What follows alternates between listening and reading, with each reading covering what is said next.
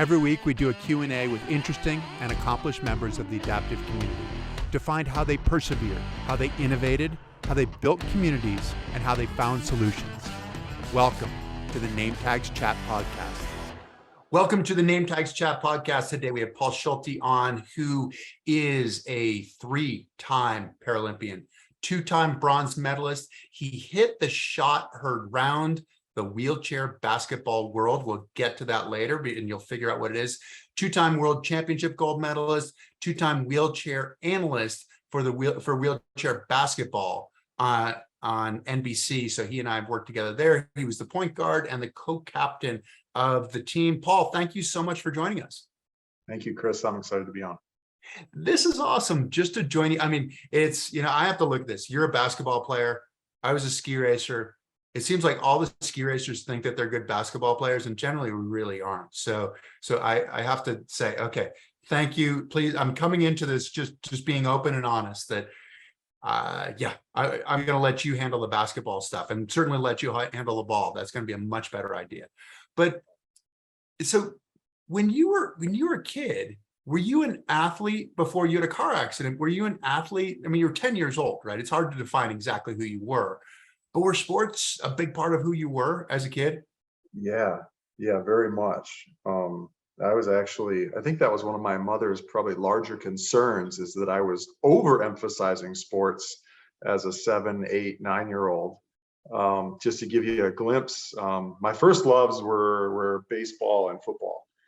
And we lived out in the country, and my dad actually mowed down the grass behind our house, a field, put up a backstop, and then mowed base paths. So t-ball practice was at my house, and I would spend every day out there practicing, throwing, hitting. And there was something about physical activity that just resonated with every part of me, even as a little kid.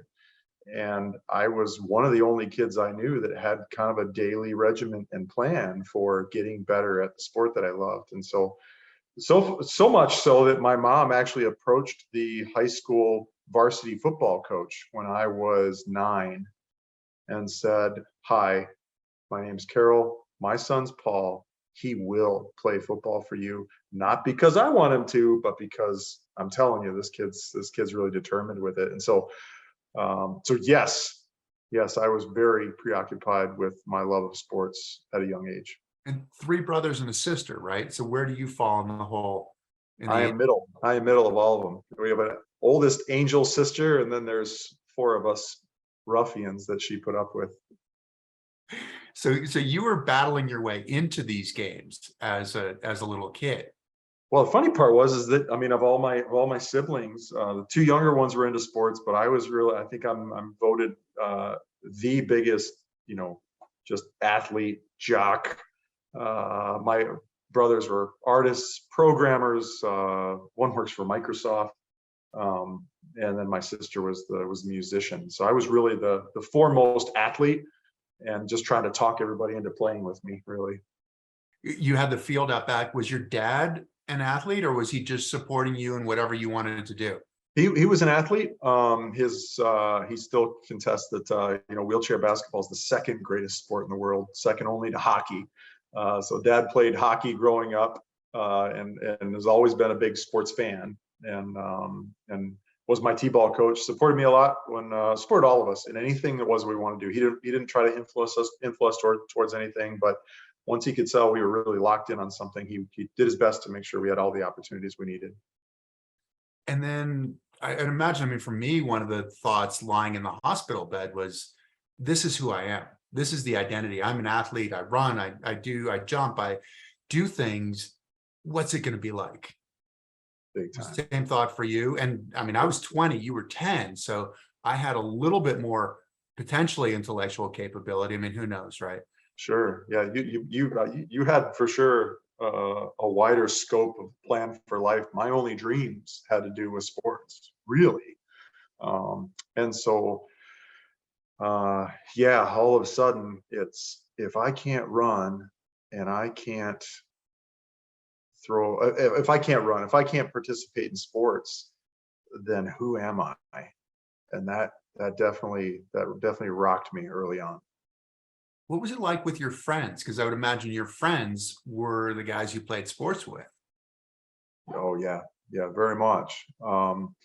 So we lived in a really small town. It's called Manchester, Michigan, which is about half an hour southwest of Ann Arbor, or an hour west of Detroit. That's the only one you're familiar with. And we joked growing up that there were more cows than people there, and all of our teachers knew our parents by their first name. My graduating class was like 75 kids, I think, and so it was a small place. Um, and as far as my friends go, I mean, yeah, there wasn't that many kids on the playground, period. But I did have a closest friend, Jimmy, that we first met when we were literally weeks old. So we've always known each other our entire lives, and he was really huge for me, because he would come again and again to the hospital, and then once I was out, he was just of the mindset like, all right, well, you know, he has his nicknames for me, and he's like, hey, call me the same nicknames and say, we got to figure this out. All right. So put the Nerf hoop up, we were pretty good at, even before my accident, at like improvising little games and competitions to have against each other. And that just continued. And so he's just a lifetime brother that was there for me then and always will be. And you got out and started playing basketball with the other guys while they were running, right? So they're standing up and you're in your chair. Right. Right. So, I mean, all of a sudden, like Not anybody blocking started. any shots. Yeah. Yeah. Uh, all of a sudden I'm in a chair, and my physical therapist, multiple people are like, hey, you love sports so much, so compete in wheelchair sports. And I was like, let me think about that. No.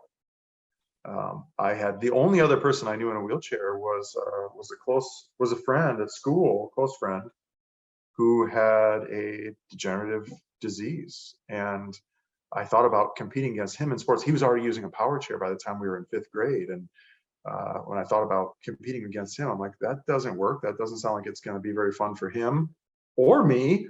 And so, no thanks. I'll just get back to the playground by any means necessary with my regular friends. And we didn't really get into basketball until 7th grade. And then we started to play basketball during recess. And my friends had been great and just tried to include me in, modifying rules and include me in anything we were doing. And as soon as they were running up and down a basketball court, I was chasing after them. And I wasn't discouraged by that. I was just like, well, I just need to get a little bit faster. And I just need to get a little bit faster. And it sounds, so simple, but, some good friends and going out on the court each time and pushing to keep up and looking for the smallest opportunities to participate, set them up for shots or whatever.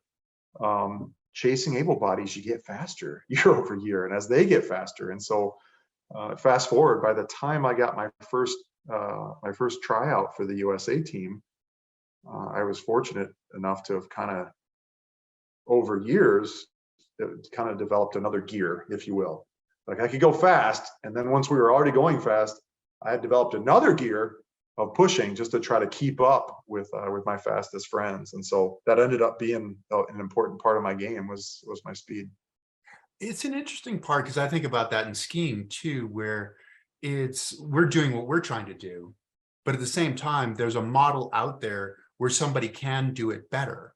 When they have more stuff to work with, they can do it better. And it's sort of like being that little brother. You're just trying to keep up. You're trying to do your best. And it's amazing what that is as a teacher. And you get there and go, wow, okay, I'm actually halfway decent at this. What was the first moment like when you finally decided you were going to get into basketball? Because that happened when you were 14, right? That's right. That's right. I distinctly remember one of my friends, I'm in a game with all my able-bodied friends, and one of them gets on a good run and is like, check this out. And he jumps and he grabs the rim, pulls it down a little bit, and then lets it go, kind of like a spring-loaded one. And it just goes boom, through the gym. And I had my own like light bulb moment of like, this is only going to be so fun for so long. I was thinking to myself, like, this is going to have diminishing returns over time. I wouldn't have called it that, but that's what it was. And so in that moment, I was like, I will always play with my friends, but I need something. I need something that there's going to be a limit to how much I'm able to fulfill through this. And so it was right around that time that I had to go into the hospital for another procedure, and I took my ball with me. It was around Christmas time, and I would take my basketball down to the courtyard of University of Michigan Mott's Children's Hospital, and I would dribble around this big Christmas tree that was out there. And there was a mom that followed me and got in the elevator, and she's like, I said, "What floor would you like, miss?" And she's like, "Whatever floor you're going to." I'm like, "Weird. Okay." And she said, "Hey, my son plays wheelchair basketball. It's an adult practice, so not even sure if you're interested, but I'd love to leave my contact information, yada, yada." And so it kind of hit me at the right time. And for me, I thought, okay, I had a negative stereotype that adaptive sports was not going to be very athletic, that it wasn't going to be very competitive. And for those two reasons, and maybe a few others, that it just didn't sound cool. It sounded like a lot of nurses and a lot of bad passes, and not very many made baskets. But once she invited me and she said, "This is an adult practice," I thought about that. I'm like, wait, all right. Special Olympics is a wonderful, beautiful thing, but that's not what I wanted. I wanted competition, one winner. I wanted the Olympics. And so I thought, all right, a bunch of adults aren't going to show up for a participation medal. They're probably going to be competitive, and I'll probably have no chance because they'll be bigger, stronger. And that really, really appealed to me. The fact that I would have no chance really appealed to me. So I was like, okay, let's go, we'll check it out. And still didn't really know what to expect, but I was very fortunate that the first gym I ever went into in Ann Arbor, Michigan, had several future Hall of Famers in it, of guys by the name of Mo Phillips and Tree Waller and Wyman Davis and Chris Lenzo.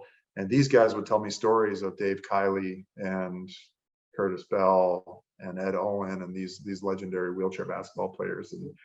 And after the very first night, I was completely hooked. And my shoulders were so sore, I couldn't even lift them the next day. And I was like, I'm going back, and never stopped after that.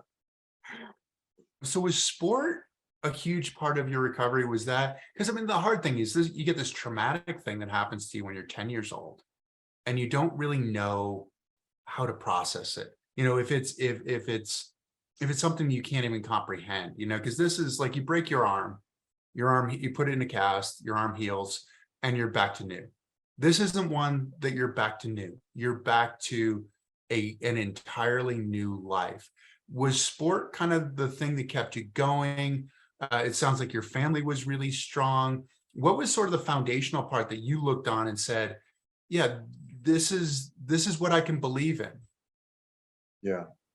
I guess what I have to say is that initially, no. I mean, I loved sport. I loved watching sport, but I really kind of, for a little while, just thought it's not for me anymore. And so my family very quickly, and our neighborhood was, they helped me get involved in activities, namely video games. I mean, this is like in 1989, so it wasn't like you know, there was no online gaming where I could connect with friends, but that was something that I could do, and it was the same as before. So I was connecting with something that I liked to do that didn't have to do with my new circumstances, and so that was a little bit helpful. But honestly, I feel like the biggest piece was my family and my faith. You know, I strongly encourage anyone that has a severe adversity, like a debilitating injury. In the success stories that I've seen, you know, family plays such a critical role, and faith does too, regardless of what your faith is. Mm-hmm. There is, I've yet to come across a religion or a faith that didn't really instill hope. And so my faith was number one influence for good through that time. And then my family's attitude of, hey, we love you, but you still got to sweep the kitchen, and you still got to go outside through the gravel to the grass and help rake grass. So my family had a really, my family adjusted well and very quickly and said, no. We know it's going to be hard, but you're still doing what you can. And so, yeah, those are the first things that come to mind as far as the base that helped me acclimate to what my new life was going to be, and then helped me very quickly realize I was the exact same person after I got hurt as I was before, just a different circumstance.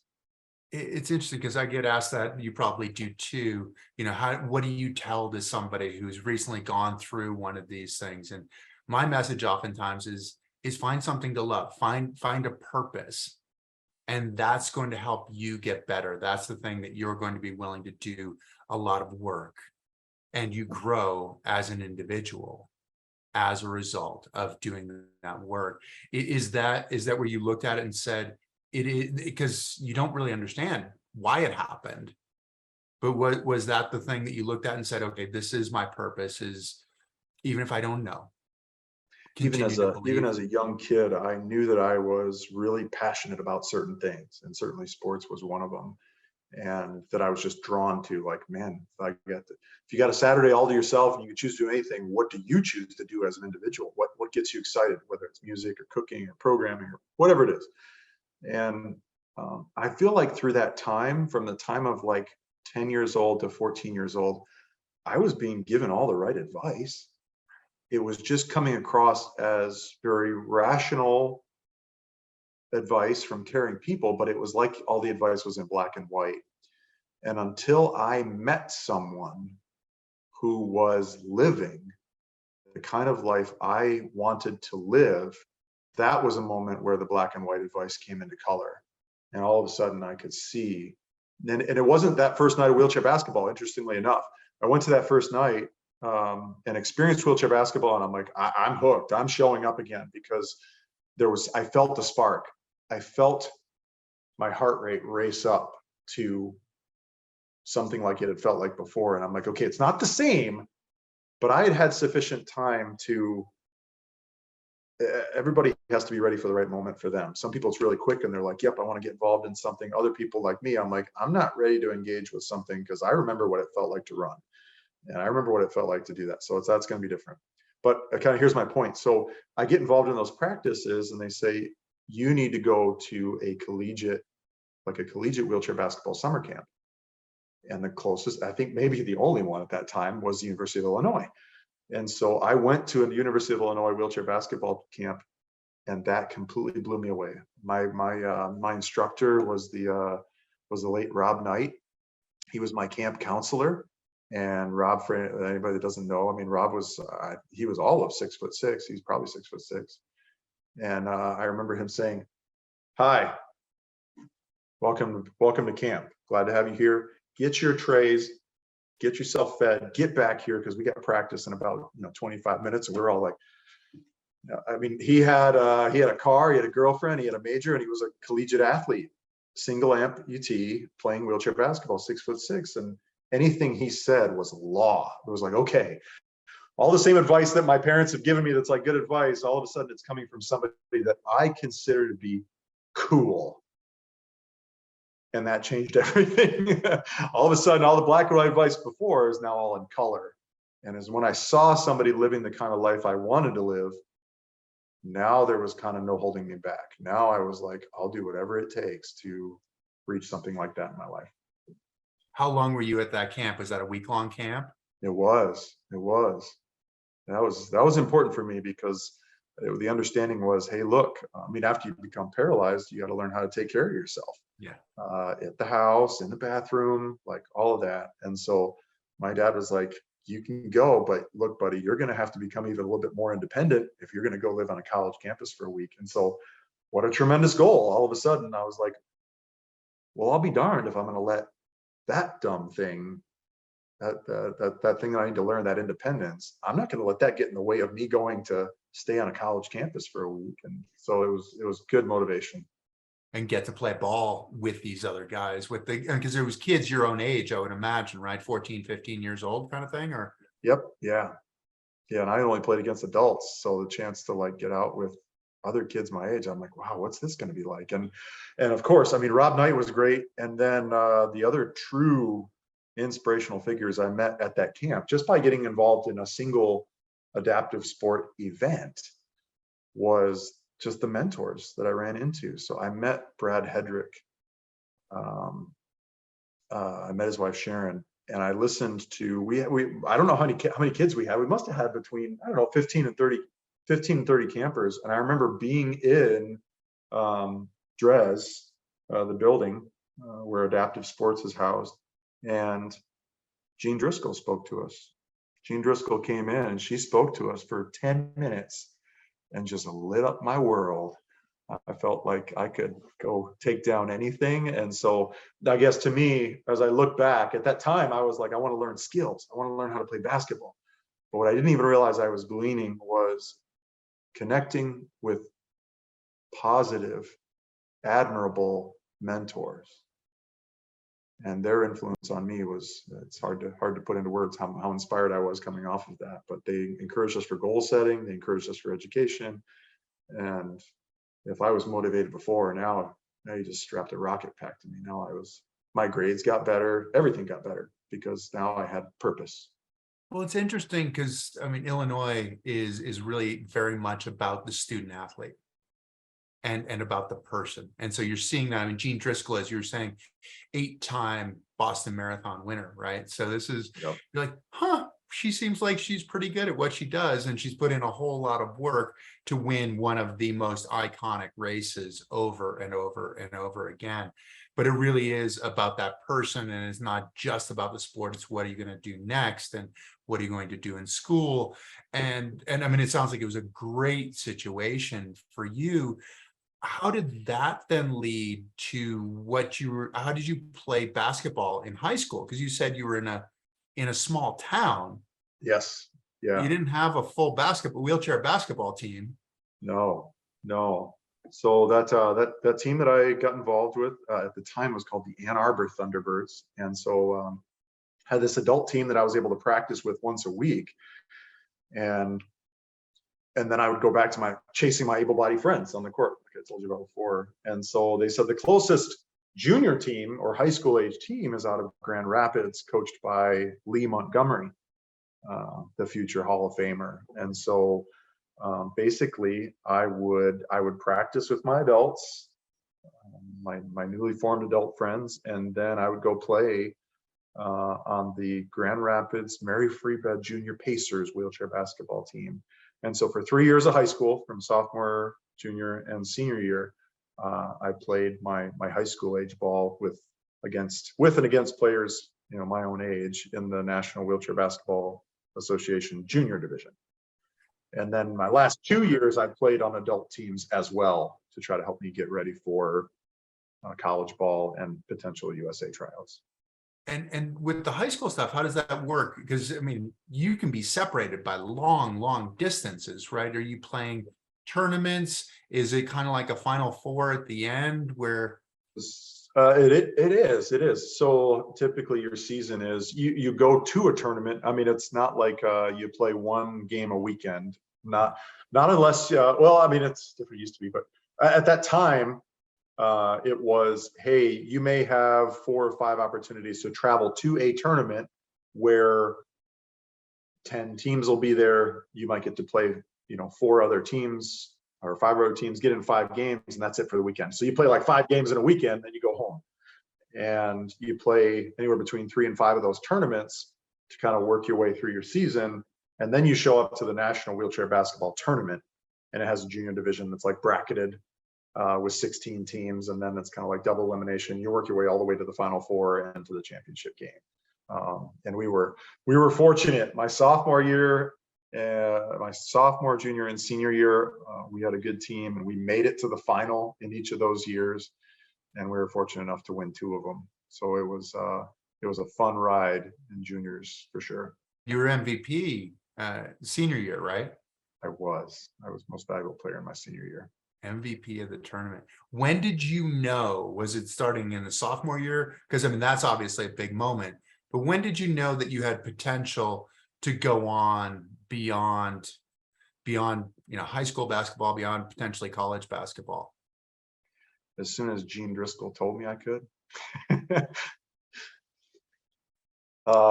Jean Driscoll told me I could, and then I also I remember her specifically was saying, write your goal down and tell it to me, and so I did. But before then, what was the goal that you wrote down and told to her? I told her I would become a gold medalist and also a national champion. And she was like, all right, now I want you to think about the plan that leads to that. Not about wishing here. We're about goal setting and And, there's going to be a path that leads to that. So, but in addition to that, my mentors that I mentioned earlier that really taught me how to dribble, taught me how to play the game, they were like, what do you want to do? And my dream was to be recruited by a college program. So I'm like, I want to play in college. And they're like, well, keep working as hard as you do. Don't take the summer off, do stuff, work hard, start lifting weights. And they also were encouraging me week in, week out, like, hey, you just keep showing up, you keep working as hard as you possibly can, and good things are going to happen. But University of Illinois was the opening for you, but you did end up going to the University of Illinois. That's right. That's right. So I was all in on U of I, and now there were a number of collegiate wheelchair basketball programs then, and now there's even more, which is super exciting. But U of I was, that was within driving distance. I went and attended, and I was like, that's it. And I also really gained a lot of respect for Brad Hedrick, and so I was like, I am gonna go play at U of I. Well, my senior year of high school, right at the end of my senior year of high school, Brad retired. And so that was a major blow. I was like, oh, he's such a legend. I really wanted to play for him. And at the same time, I was offered a very good scholarship to go play for the University of Texas at Arlington. And I developed a close friend that was also going to the University of Texas at Arlington. And that was kind of the trifecta that I was like, well, Brad's not going to be there, and I got a scholarship, and I know somebody else going there, so maybe I'll go visit. And I visited, and also fell in love with UT-Arlington, and decided to go there. So you went there, and you ended up doing really well there, but you also started playing with the national team at the same time, didn't you? I did. So after 4 years of having my shot blocked and the ball taken from me every week with the adult players nearby, they had kind of prepped me. And then don't forget, like, chasing after my able-bodied friends. So it was really that combination of, like, week in, week out, serious challenges that I was reveling in, I was trying to rise to. I had played my senior year for juniors and got the MVP. And then I also played for the adult Grand Rapids Pacers alongside of Lee Montgomery. And in that same tournament. Yeah. So all of a sudden I'm playing with the adults my senior year, and we went to a few tournaments, and I was able to play against Dave Kiley, who at the time was one of the big stars and names that has been for a long time. Just inducted into the U.S. Olympic and Paralympic Committee Hall of Fame. Yes, just he a few weeks ago. was. Yes, he was rubbing elbows with Michael Phelps and all kinds of people. So that was my first chance to see some of those players. And while I didn't have all the skills and tools I needed, I was fast. And so they were like, well, go play defense on Dave Kiley and just make him work as hard as you can. And I'm like, will do. So they kind of sicked me on him. And that's not like Dave. What's that? Against Dave? That sounds like it might not be a great idea. So you were effectively enlisted as a pest for Dave. Absolutely. You go pester him, and I can imagine that Dave might not have been super happy about that. Well, I think when I first went on the court, I was like, Mr. Kiley, I've been assigned to guard you. And he's like, well, good luck, kid, and stay away from the elbows. And so I didn't come anywhere near guarding him well, but I was fast enough that I was going to make him work. And I remember getting subbed out of the game, and him looking over on the bench, and he's like, I'm glad you're there. I was like, on the bench. And so anyway, those are some of the things that led to somebody taking a chance on me and saying, well, hey, maybe he'd have some experience down the road with US teams. So invite him to a tryout camp so that he experiences what that's like, so he gets a feel for the speed and level of basketball above what he's experienced so far. And so I was invited, and I turned it down. It was going to be my first semester at a college program, my first semester at UT-Arlington. And it sounds, kind of silly maybe, but I was terrified of missing class. And so I turned down the first invite. I was like, look, I really want to, don't get me wrong, I really want to, but I got to make sure I start off my first semester good. And then I was super fortunate. After they made their first cut, they said, we'd really like you to come around for that second round of tryouts, even just to experience it. And by that time, I had enough experience of getting to know college professors, and I accepted the invite. And so I went to the second round of the tryouts. And yeah, it was really those things that led up to first being involved. And all of a sudden, I was lined up across from and beside my heroes, these wheelchair basketball players that were all Hall of Famers, all just amazingly gifted. And once again, I was in an environment where I had no chance. And that really appealed to me. There's a theme here. Some of that was the school theme, though, too, because what were you studying in school? Did you know that you were going to be an engineer when you first started? I knew that I wanted, my dad had an engineering degree, and I knew I wanted to do something technically related. And so I started off with electrical engineering. I thought that was going to be the right fit for me. And I got into electrical engineering, and I was like, this isn't anything like I thought it was going to be. So then I did business for a little while, and I always felt like for me that I had, I don't know, not backed away from a challenge, but backed away from what I really wanted. And so a close friend convinced me years later to change my major again and go after mechanical engineering. And when I got into that, I was like, this is what I was looking for. And that's what I got my degree in. Now, is that your mind frame, like your mindset, like the left brain kind of math and analysis and that kind of thing? But then you're a point guard, which, I mean, there's an artistry to being a point guard, right? It's this spatial and creating this space and moving through space and imagining space. So where do you fit? Where does your mind interpret it, especially when you look at the wheelchair kind of thing too? Well, I would say probably in both. I never particularly felt, I never felt gifted in either one. I guess I'll say that. I'll say that, if there's definitely a relatable piece of my story, it's that determination trumps other things over time. It's not who wants it more on one day, it's who wants it more consistently year after year after year. So I always kind of felt like I was a football player playing basketball. And then I felt more like a construction worker trying to do something finesse. And I definitely wasn't the smartest in my college classes, but I learned that I couldn't miss class. I knew that I liked this stuff, but that there were brilliant people around me, and that I was going to have to try really, really hard, but that if I was persistent enough, they couldn't hold me off forever, and that I could get this done.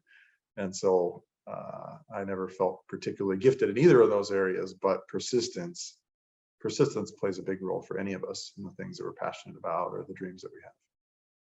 It's usually the determining factor, right? The persistence. Yeah. How were you able to balance sport and school? Was that a real challenge going through college? I played at UT-Arlington for the late Jim Hayes, who started the UT-Arlington program. And as excited as I was to talk about sports when I first showed up to campus, all he wanted to talk about was my future family, my job, how I was going to support myself. And so, and now looking back, I'm like, that took a lot, because Coach Hayes was really excited about the season. He was really excited to compete, and he was a major, major competitor in his own sports and then as a coach.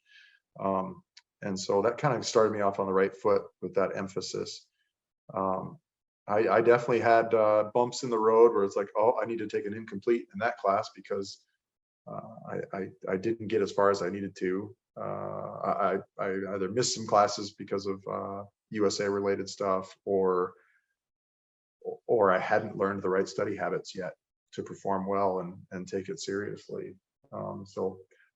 My beloved brother reminds me that when I talk about my college days, that he said, well, you know what, buddy, don't worry. Lots of people go to college for 8 years. They just call them doctors. And I'm like, oh, very good.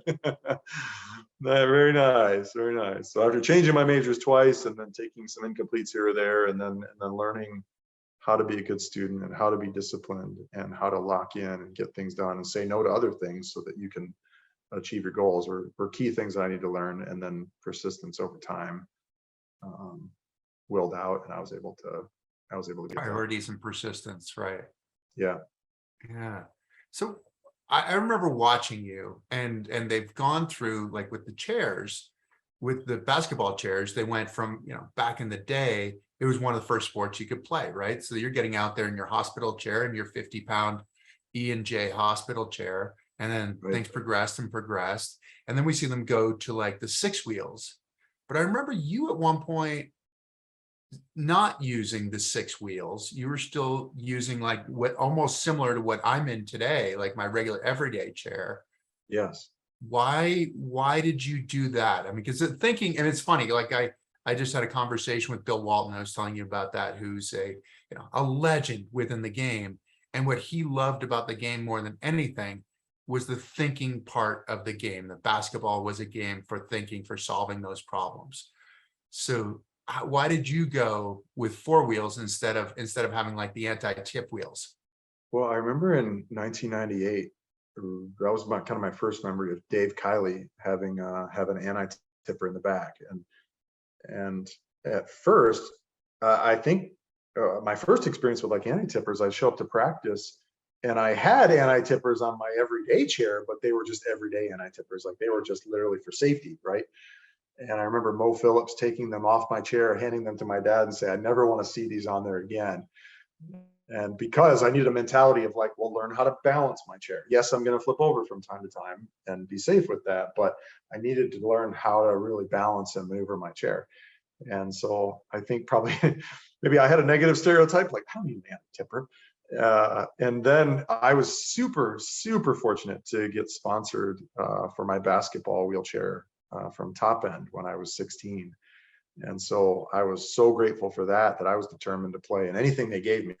And they gave me a great chair that was super fast. And that was really, it was 98, I was 96. And then 98, Dave started showing up with an anti-tipper. And of course, the benefit is you put that back there, you can slide the wheels further forward. All of a sudden you're spinning faster than you had before, more easily. You got better control of the chair, and you're more stable for reaching back for the ball and doing other things. But I had another move without an anti-tip. I learned that I could pop a wheelie. If I'm flying down the court, all I had to do was kind of cup the ball in one hand and then lean back and get into this wheelie. And because I had so much camber, it would kind of like bring me to a stop, like it would slow me down. And so I had a couple of moves that I had built off of not having an anti-tip that I thought were pretty cool and and pretty effective. So all those things kind of led to me being waiting a couple of years before I had an anti-tip, and then once I did, I felt the benefits of that too. You went to the anti-tip eventually. And for those who don't know about wheelchair basketball, it's 2 pushes and then a dribble. So you weren't, if you were cupping the basketball, you weren't traveling as you were cupping the basketball. Yeah. Great point. Interesting. So first Paralympics, 2000, Sydney. Making the team. Was it hard to make the team? What was it like to make that team? It was a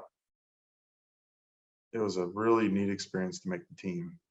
Coach Dan Burns was the U.S. coach at the time, and he took a chance on me. And I still maintain to this day the only reason I made that team is because the decorated, enormous Reggie Colton is the name of a ball player who was, I don't know how tall Reggie would have been. It would have been like 6'9", 6'10". His wingspan was massive. And Reggie didn't try out. He and I were the same classification. Had he tried out, there was no way I was making that team. But he didn't. He had a lot of family stuff going on, and so and career stuff, and so he didn't. And they picked me last on the team, saying, "Well, hey, this kid's fast. Let's use him in a pressing lineup. Let's use him to be a pest." And when they read my name off that I had made the team, I had to compose myself in that moment, like wanting to just yell in excitement, but also recognizing that somebody else didn't make it.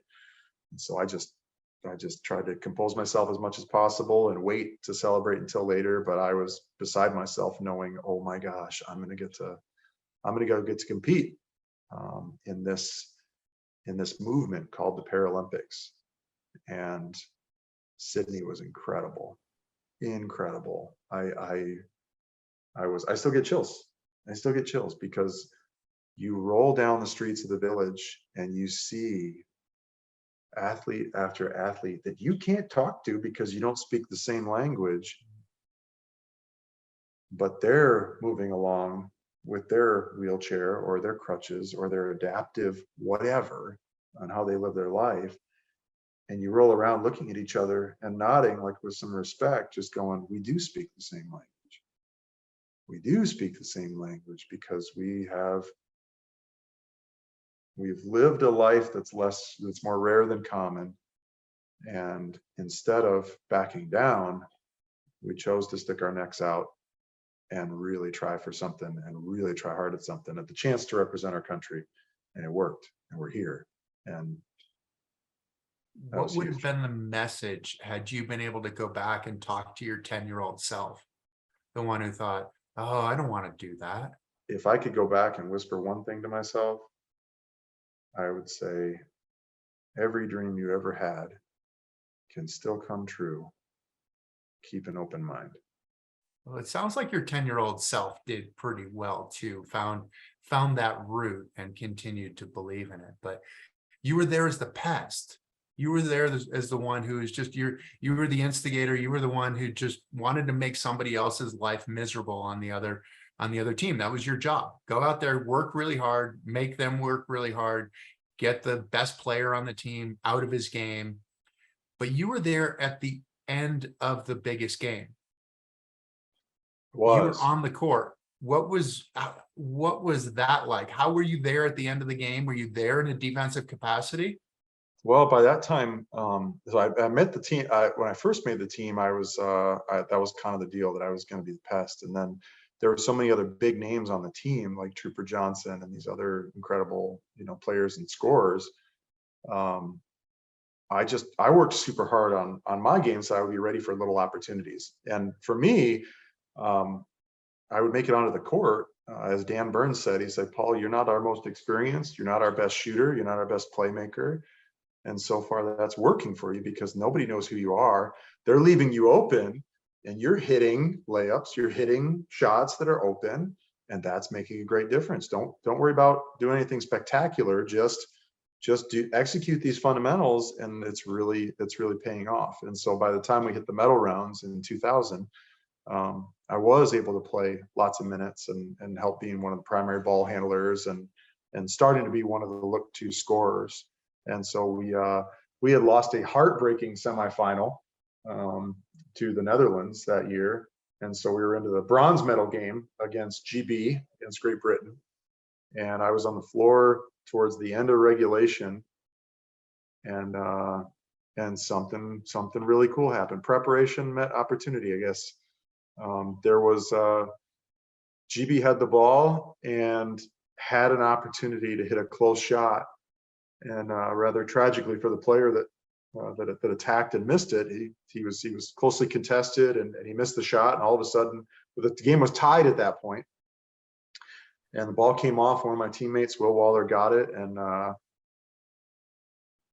got it reined in, and inside I'm like, oh my gosh, we're still tied. Like, maybe we could go to overtime. And Will skips the ball out to Eric Barber, who throws it over to me, and I cross half court, and I'm like just so relieved. I'm like, cool, we're going to overtime. I'm just going to chuck this up there. I saw a GB player coming over, and I was like, he's getting too close. I wonder if I'll draw a foul. And I knew time was running out, so I lifted my head and just tried to shoot it as far and as straight with as much follow through as I could. And it went straight down. And in an instant, I actually have seen a ball go straight down like that after it gets to the rim. And sometimes it just means it hit the front of the rim. And it's front of the rim, and goes straight down, and that's it. But it went straight down, and the net didn't move very much, and the crowd went bananas. And I was like, oh my gosh, it went in. And I kind of turned around. I was like, what do you do? I guess you put your arms up. And my team like kind of dogpiled me, and we won a Paralympic bronze medal at the buzzer.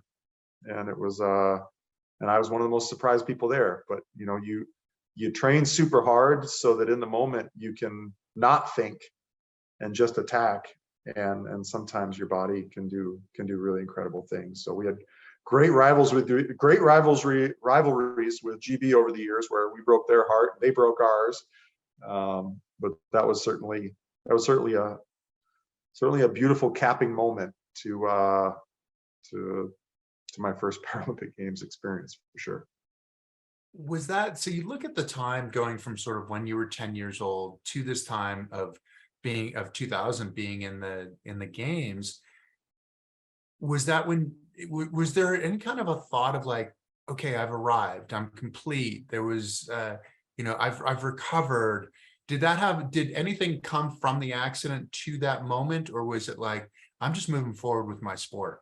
I think moving forward with my sport, I do feel like when I was named to my first team, knowing that I was at least going to be a practice dummy, not unlike the movie Rudy, of just being on the team. Like, I loved the movie Rudy, like memorized it.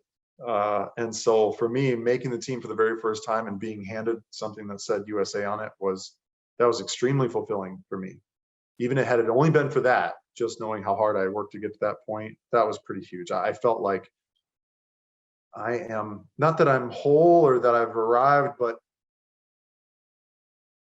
I'm improving. I'm overcoming. And that slight feeling of I'm overcoming, it is a thrilling feeling.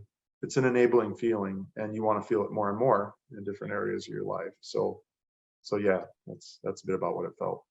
That's it's the intoxicating feeling, isn't it? That I'm getting better, I'm improving, I'm moving forward, I'm solving problems, because obviously being an engineer, you're a problem solver too, but you're solving problems.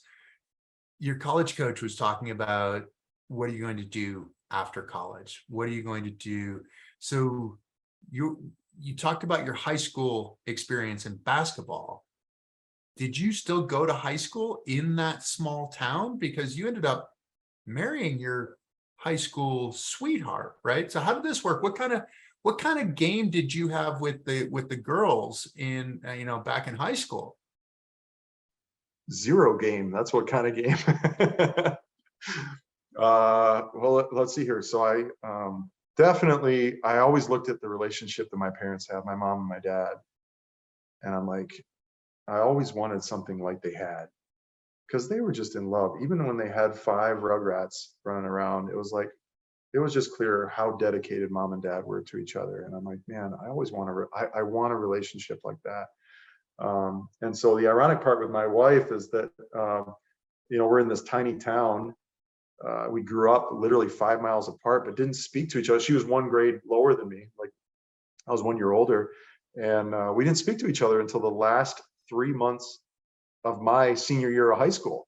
So we were high school sweethearts, but it wasn't until kind of my brother started dating her best friend, and I'm like, where's my brother? It's time to go. And I go down to his locker to find my brother, and sure enough, his girlfriend and then Megan are there. And didn't take long before I didn't mind going down to find my brother and hoping that Megan was around. And we dated through the summer.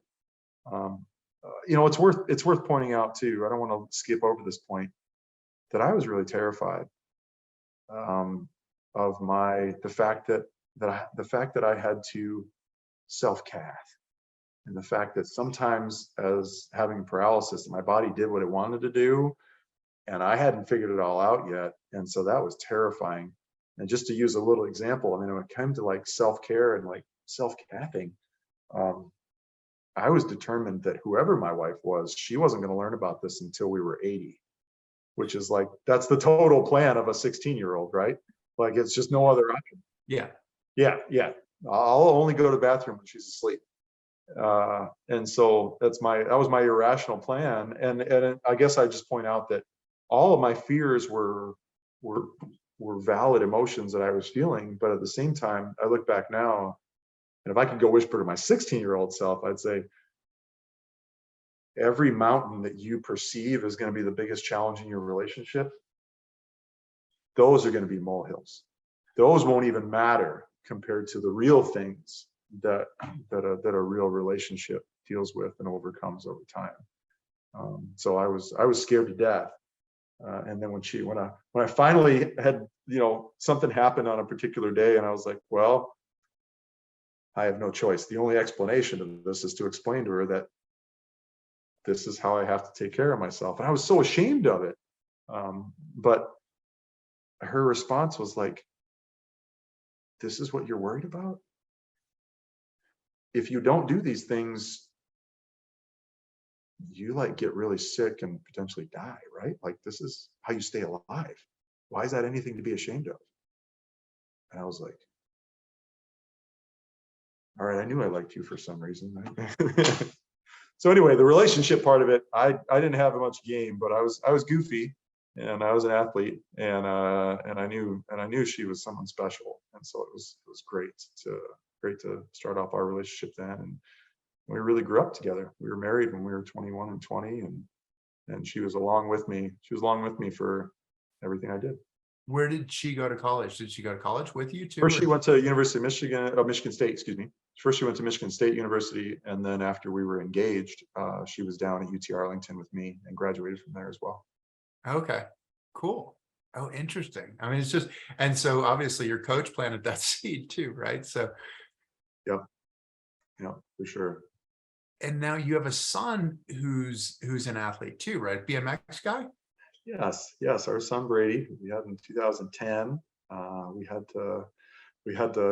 We needed help having Brady. So Right, sure. we went to the Miami project, and they helped us have Brady, and he's 12 years old, and he's fantastic. We love every minute of life with our son, and BMX racing was kind of his first love, and didn't want to, just like my dad never pushed us towards anything, just waited to see what we gravitated toward and then tried to support us as best we could. We're doing the same thing with him with BMX, but in the last year he's really become interested in basketball. So I'm like, okay, well, you want to learn some more? You want to go shoot? Yes, okay. So I've been doing a lot more basketball with him in the past year than I have in the past. So he's terrific. He plays 3 sports: BMX, wheelchair basketball, and able body basketball.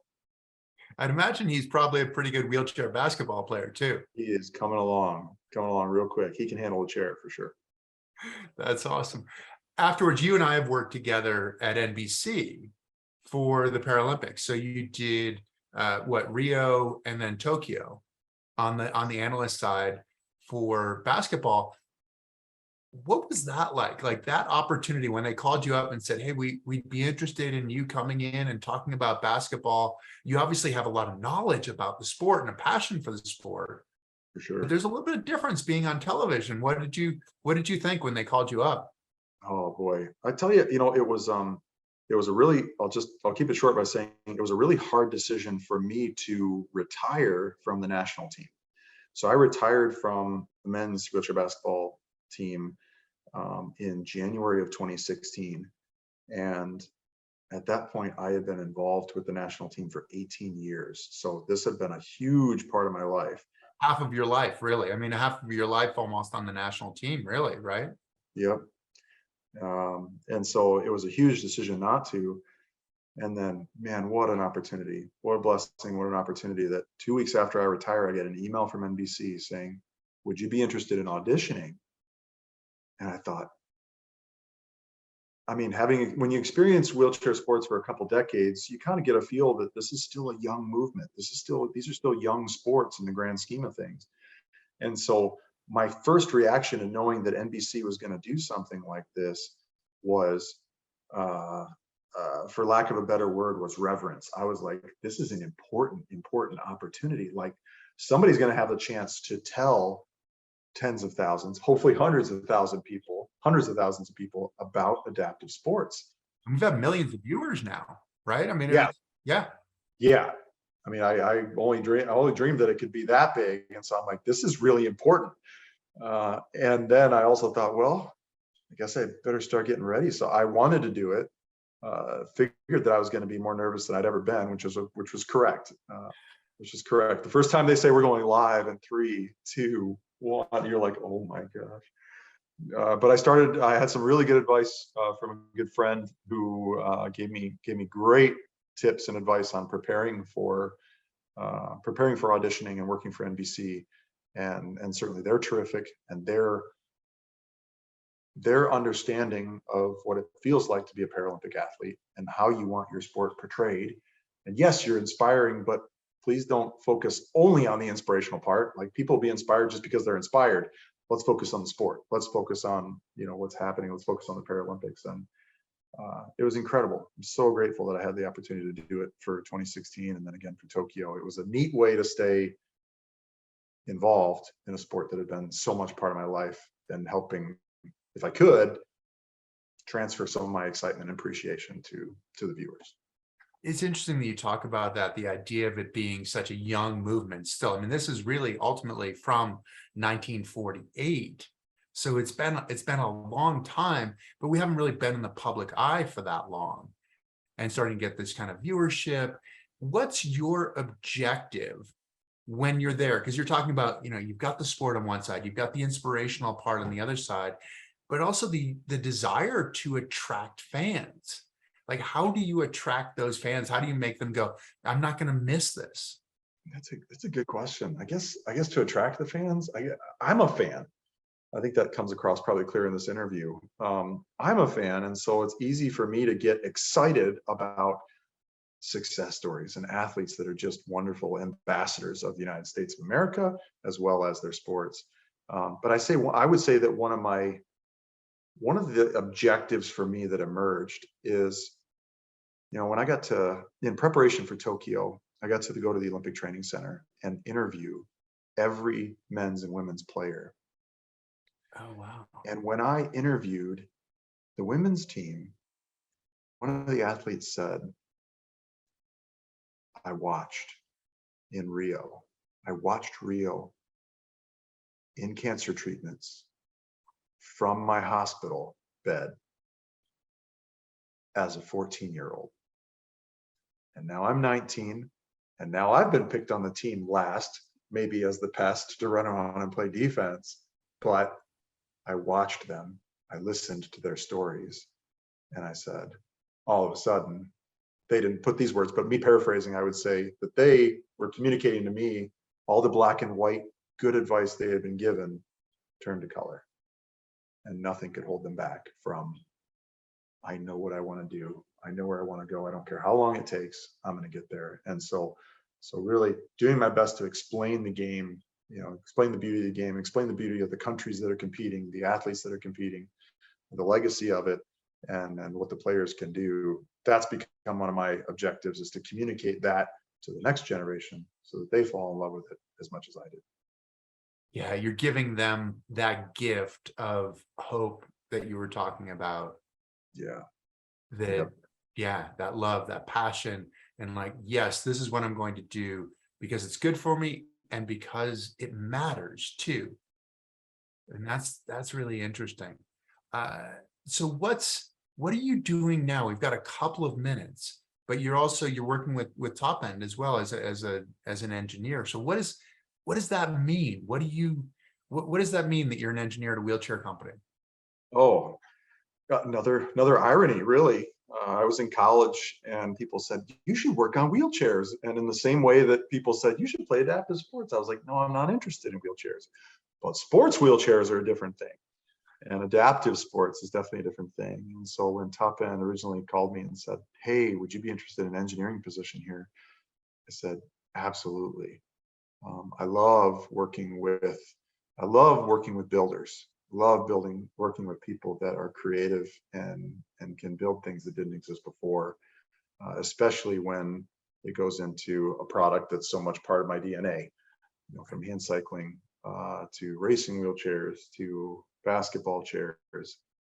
I love every bit of it. And so I consider myself very fortunate each day to show up to the factory and to build chairs and bikes for young and old athletes that have goals. And so it's a beautiful thing to be part of. So adaptive sports has kind of permeated my life, hasn't it? So it's great. So really the things that make me tick are my faith, my family, my work, and my own involvement in sports. So I've hand cycled more than I ever have. I still play ball. I still play ball for fun, and we're all competitors, right? So you get me out there, and I'm like, I'm just going to do it for fun, and I'm like, I think I'm going to block somebody's shot and try to take the ball and get competitive. But it's been beautiful to get involved with Top End because it's introduced me even further to another world of adaptive sport athletes, endurance athletes, other athletes that I've met that I'm like, oh my gosh, as a 43-year-old, I'm a baby in these sports. You can do wheelchair racing, you can do hand cycling, you can play these adaptive sports as long as you want. I mean, I've met 60, 70-year-olds that I look at and I'm like, these guys are cut. What's my problem? I need to start working out again. And so really adaptive sports continues to inspire me in all that I do. And I'm grateful to be able to work in the field and continue to try to advance designs for the next generation. That's the cool part. And, I mean, you're talking about who you are and what you're all about. And I'd say that competitive nature is most definitely who you are. And when that little bit can mean something, that's the thing that sounds like it really drives you, that little bit. Like, let's find that and let's get forward. So been so cool to be able to talk to you, Paul. Really appreciate you joining us. I really appreciate it. Thank you for all you guys are doing. Pleasure. We're going to keep telling the story, man. This is the idea. I mean, this is what we have to do, and this is what we get a chance to do. So thank you to you, Paul, and then thank you to all our viewers. We really appreciate you tuning in. We hope you enjoyed it. Please tell your friends. Please tell your friends. This was awesome. You got to check it out, and it will be a traditional podcast. So when it comes out in a podcast, please like us, please follow us, and we'll continue to bring you great guests. So thank you all, and we'll see you next time.